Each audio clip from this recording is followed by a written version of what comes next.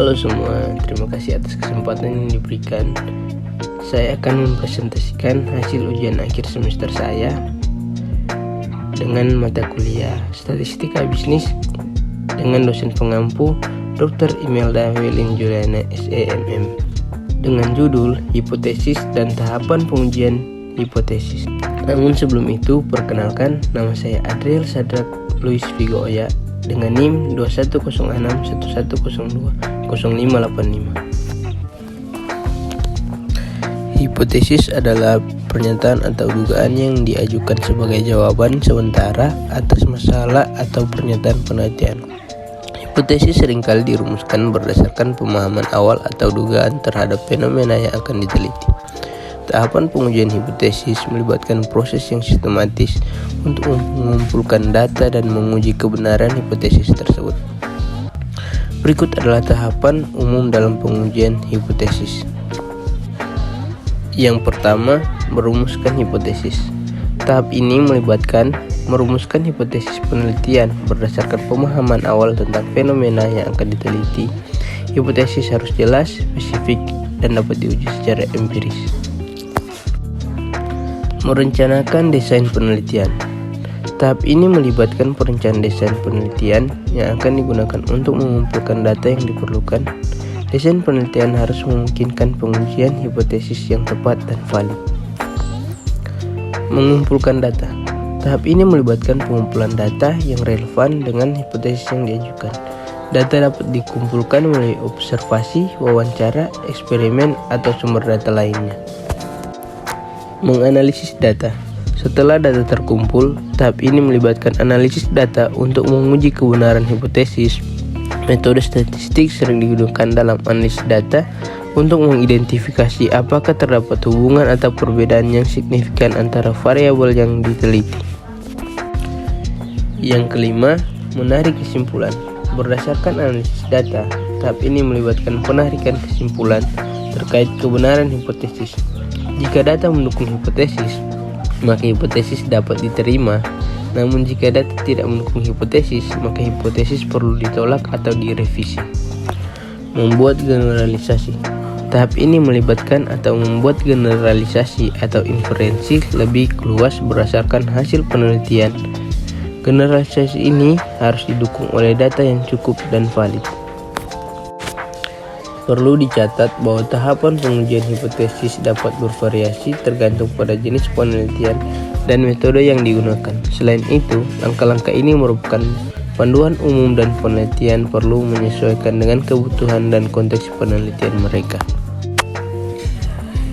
Ukuran dan variasi sampel.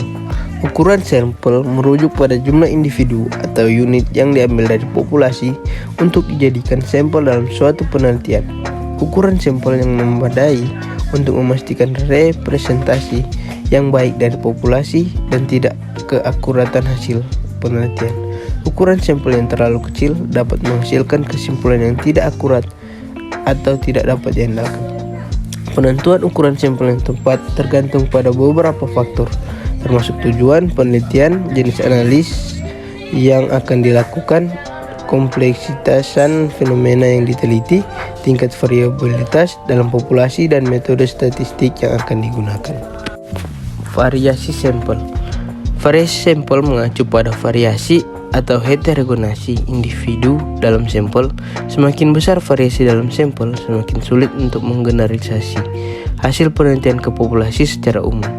Jika sampel memiliki variasi yang rendah, maka hasil penelitian dapat diandalkan dan diterapkan ke populasi target.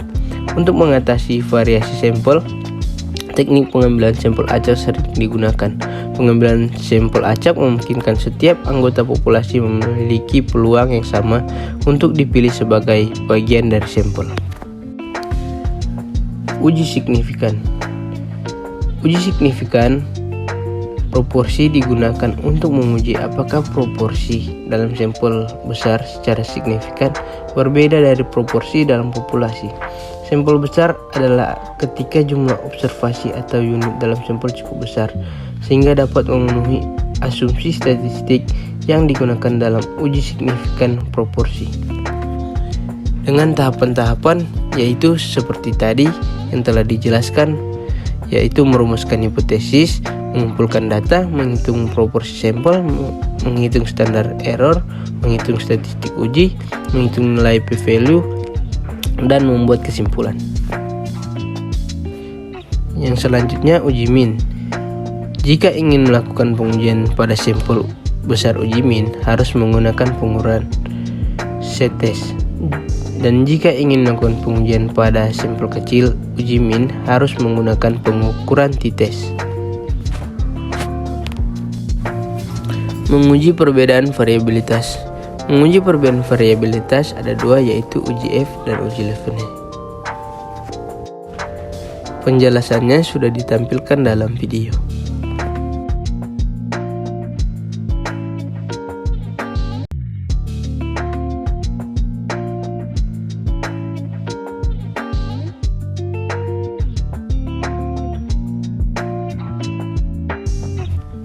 Sekian dari presentasi saya. Jika ada kesalahan kata atau kurangnya penjelasan, mohon dimaafkan. Terima kasih. See you guys.